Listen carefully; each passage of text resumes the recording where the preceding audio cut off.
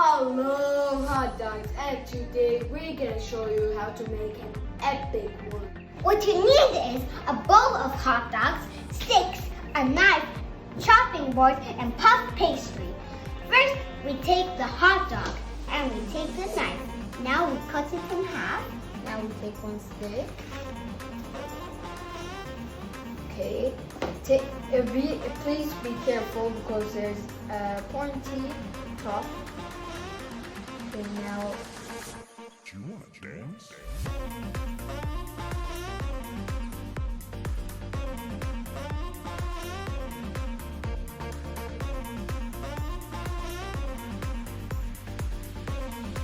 Now this is what it will look like, and we will show you after 10 minutes how all of them will look like.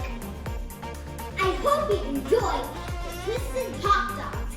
Please like and subscribe to my channel.